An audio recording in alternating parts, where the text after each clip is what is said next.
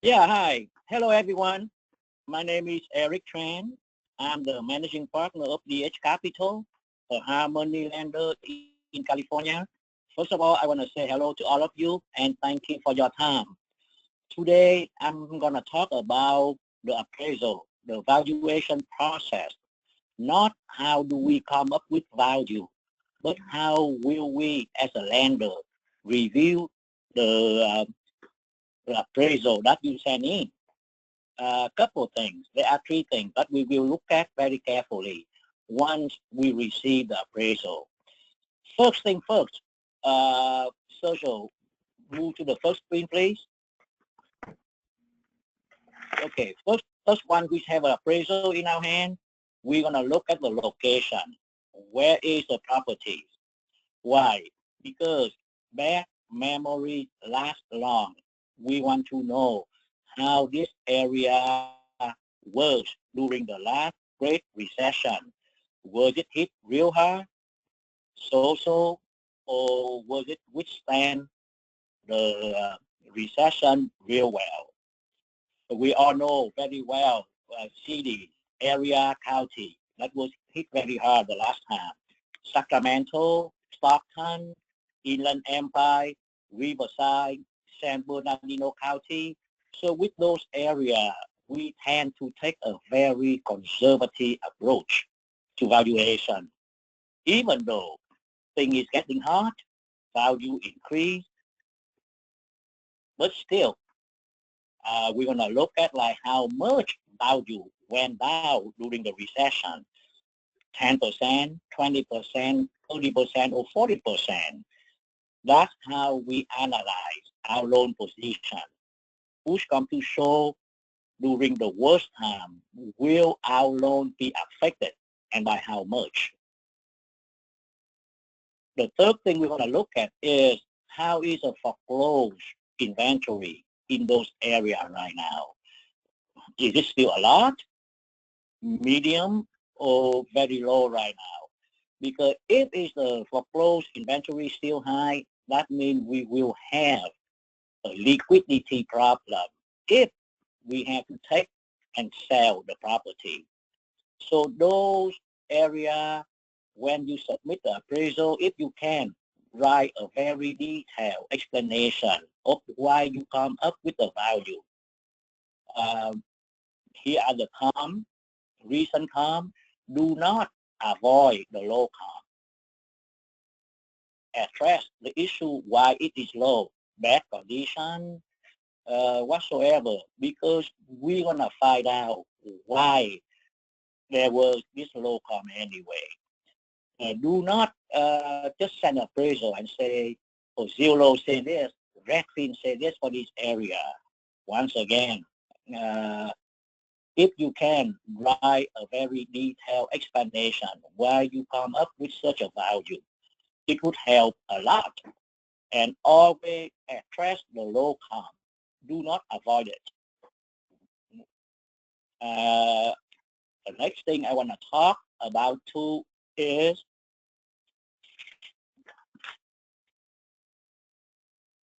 the hot market right now. Sergio, can you move to the next screen, please?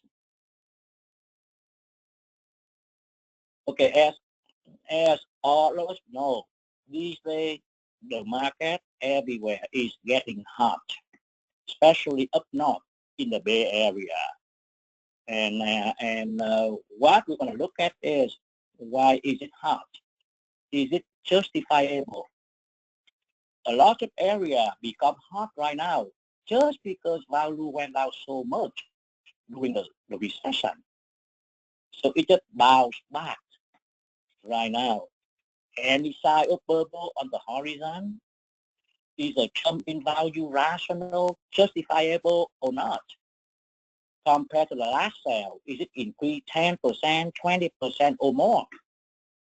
We tend to be very skeptical if the increase is more than 10% compared to the last sale. And it happened quite often up in the Bay Area, in San Francisco. Even the area that was hit hardest during the recession, Sacramento, value goes up a lot every day. So we are in transition in value right now. Uh, but like I say previously, we still take a look at how that area was affected during the recession, even though things is back to normal right now.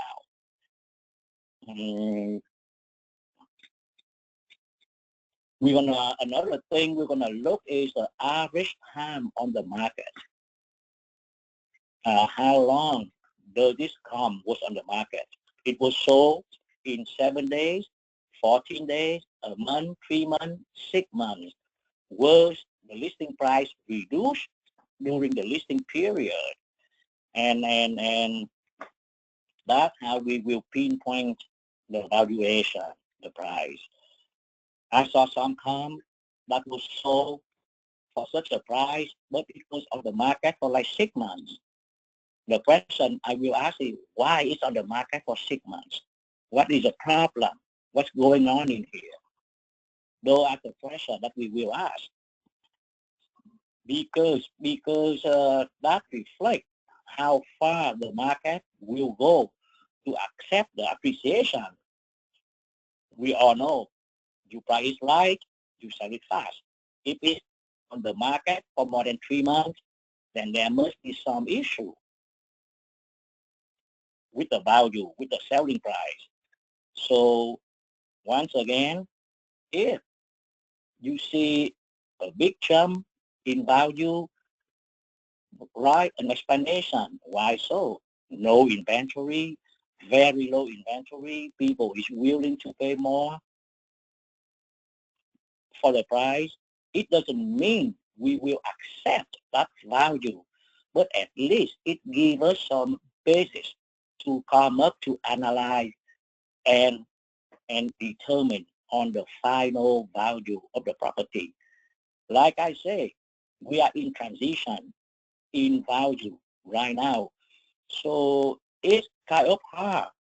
It's kind of hard. The new value, can it can it stay? Can it withstand in the future, or it will be stabilized and go back to the previous value? I cannot emphasize more about write a detailed explanation on why the price is over the market value. And another thing I'm going to move to the next screen is the ARV, the after repair value. These days, a lot of people are going to buy a property, come in, fix up the property, and resell it. And I saw quite a few appraisals that we have a difference in the value after repair was done. So a couple of things I want to emphasize about this issue. First thing first, only the increase in square footage counted the most. It's very important during the renovation. If you add on a room, if you put in any square footage, because for sure it will increase the value. The second thing, people keep coming to me and say, "Oh, Eric, this property has a nice view, has a great view," but all views are not the same. An ocean view is very different from the canyon view. An ocean view can be worth $100,000. A canyon view looking over the freeway might worth nothing. Even though people will put like canyon view, city view, very nice at night. But once again, all views are not the same. And the only view that will bring true value to the property is the ocean view. The third thing is, and this is the problem that I run into the most, that people tend to overestimate the cosmetic improvement. I have a broker coming to me and say, Eric, it's a nice kitchen. It's a very expensive kitchen. It's a nice countertop. It's a nice tile floor.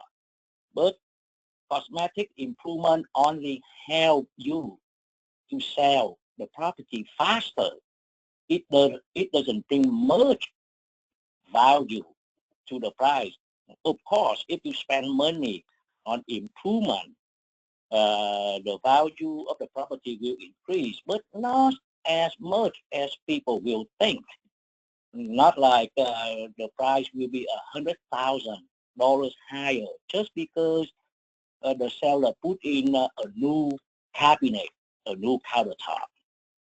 That is a very common problem that I see when people did a renovation and put the house up for sale.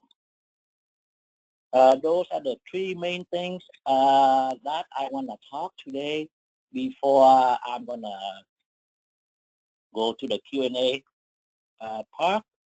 But before we go to the Q&A part, another thing I want to mention is a lot of brokers came to us and say, this is the value from Zillow, from Redfin, from those public platforms.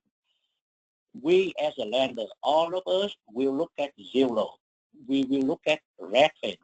But for reference only, we never base our valuation on those platforms. Sometimes it's very correct. It's very right. Sometimes it's way up the market because it's a automation platform. But we do look at it. We do look at it. One thing I always recommend to my brokers, do not just come to the lender with a value from Zillow, from Redfin. It's not enough. It's not enough, even though everyone will check the value from those sites. So I want to make it short and brief today because I want to leave the session to all of you if you have any questions. So please feel free to put your question. Okay, I have a couple that have come through. And again, sorry that there's been a little bit of a disconnect in the presentation. We're in Kansas City and we're experiencing really awful storms right now. So again, if you do have some questions to set through, go ahead and you can do that now. And then Eric, I've got a couple here for you. Sure. Oh, somebody is wondering if you ever do business outside of California. No, we only do business in California, and we are looking to expand to Texas and New York and Seattle in the near future. Near future, I mean in the next couple of months. Okay. And then another that came through is, what kind of value can you give for finishing a basement? And is that considered adding square footage? A basement is not considered adding a square footage because it's there already.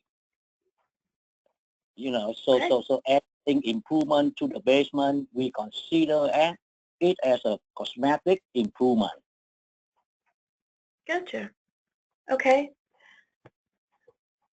And then, you know, somebody wants to know if you are on LinkedIn. Do you have a LinkedIn profile? Yes, Eric? I am. Yeah, I do. And Sergio, what is my LinkedIn information? You can find Eric by just searching Eric Tran or DH Capital on the LinkedIn or Facebook, and just send us a message on there, and we'll be able to respond to any messages. Okay. And then I'm going to show Eric's contact information in just a quick second here. I don't see any other questions coming through at the moment. If you guys do end up having questions after the presentation, feel free to contact Eric or me, and we'll make sure that we get those answered for you. But in the meantime, AAPL, we have our Certified Fund Manager course coming up next week. We're heading to Atlanta for the day. We're going to be at the Buckhead Club. If you want to join, if you're thinking of opening a mortgage pool or want to get some information there, we do have that all-day class visit our online calendar, click on events. We're also going to be doing a little more traveling in June. We're going to partner up with Think Realty National Expo in Baltimore. We're hosting our own track so we can tell people how they can use other people's money for their investment projects. And then Eric has been writing for Private Lender Magazine. So in May, June, which the digital version comes out next week, he is talking about how you can work with foreign nationals, and we also have a small article from him about that on the website. So if you visit aaplonline.com, private lender, you can find some more of that information. If you like the print version of a magazine, which I still do, I love to have my magazines, you can sign up for that. It's free. We're not even selling you anything. And then here is Eric's contact information, his phone number, email address. That way, if you are looking for him on LinkedIn or any other contacts, you have that available right here. Eric and Sergio and the DH Capital team, we really appreciate you taking your time out today to help us understand more about this valuation process. I know I got some information out of it I didn't know. And everybody else, I want to thank you for taking your time out to join us. We know your time is valuable, and I hope you found some valuable information here. Hope you have a great afternoon, and we'll see you during our next webinar. Thank you, Chrissy. Thank you. Thanks, everybody.